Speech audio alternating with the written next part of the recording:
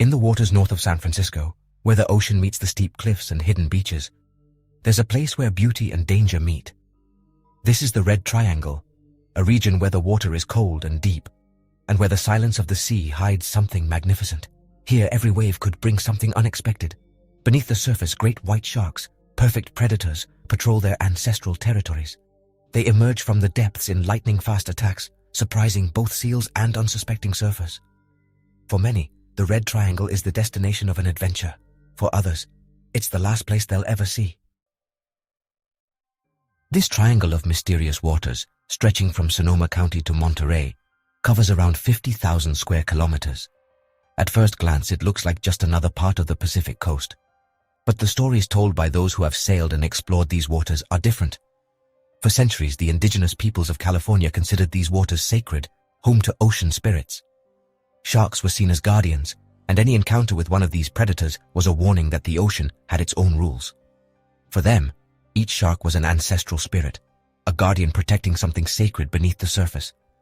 Over time, European settlers arrived, and the stories changed. For them, the Red Triangle wasn't a sanctuary, but a zone of danger and mystery. Fishermen of the time told stories of lights emerging from the depths on moonless nights, following their boats and then disappearing into the darkness.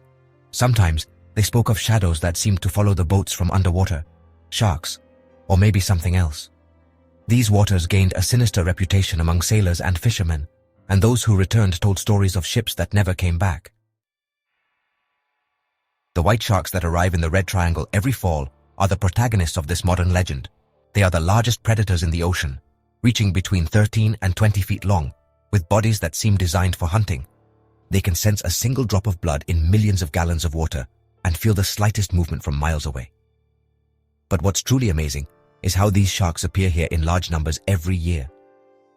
As autumn approaches, seals and sea lions return to the California coast to breed, and the sharks follow them. Some biologists believe that, for sharks, the Red Triangle is more than a hunting ground. It's a specific migration destination, to which they return year after year, as if following an ancient map that tells them exactly when and where to be. This phenomenon is a mystery. Scientists from Stanford University and the University of California have been trying to decipher it for decades. Equipped with tracking devices, they have studied the migratory routes of these sharks and found that some travel from as far away as Hawaii and Baja California to reach this triangle at the precise moment when the seals and sea lions are in their breeding colonies. These sharks, capable of swimming up to 60 miles a day and diving to depths of over 3,000 feet, seem to respond to an ancestral call that guides them back. The hypotheses are varied. Some believe that the Red Triangle emits a type of magnetic signal that attracts them, while others think they might sense changes in the temperatures of the currents or even perceive the concentration of certain molecules in the water that indicate the presence of seals. Despite decades of research, the exact reason remains unknown. Shark attacks in the Red Triangle are more common than anywhere else in the United States, and some of the most impactful encounters between sharks and humans have happened in these waters. In the 1980s, a series of attacks on surfers attracted media attention, and since then, each incident adds to the legend. Although experts insist that most attacks are the result of mistaken identity, the intensity of these encounters is such that each bite leaves a lasting mark, both on the skin and in the memory. Surfers who have survived these attacks tell how, at the moment of the attack, everything around them seemed to stop, and the water was filled with an electric sensation, as if the ocean itself came alive. Even so, the Red Triangle is an irresistible destination for those seeking a connection with nature in its purest, wildest form. Local surfers, those who brave the waves in these waters year after year, speak of an unwritten pact. They believe that, by entering the ocean, they acknowledge that they are in the shark's territory and that this mutual respect maintains the balance. There's no way to know if the sharks perceive this reverence, but for those who have felt the presence of one of these predators swimming nearby, there is a certainty. In those moments, the distance between life and death is reduced to a heartbeat. The Red Triangle is also home to other giants of the sea.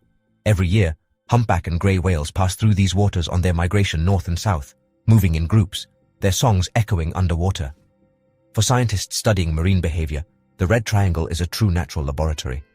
This corner of the California coast is home to one of the most complex and well-balanced ecosystems in the world, where predators and prey, large and small, interact in a delicate game of survival.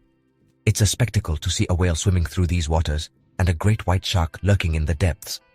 Researchers who have observed these encounters describe a tacit respect between these species. Although the whale is imposing and the shark fierce, in these waters, each creature seems to have a role that it understands and respects. In addition, there is the phenomenon of the mysterious lights.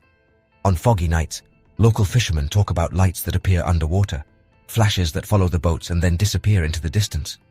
Some believe they are the souls of lost sailors or water spirits, while others suggest it is bioluminescence created by microscopic marine organisms. Science has yet to provide a clear explanation, but these lights have been seen for centuries, and some argue that they could be connected to the movements of sharks or even the migrations of whales. This place is more than a geographical space. It's a character in its own right, a living being that breathes and changes with the tides and seasons. For those who have been here, the Red Triangle is a threshold to something deep and wild. It's a reminder that, although we know a lot about the world, there are regions where nature is still the dominant force.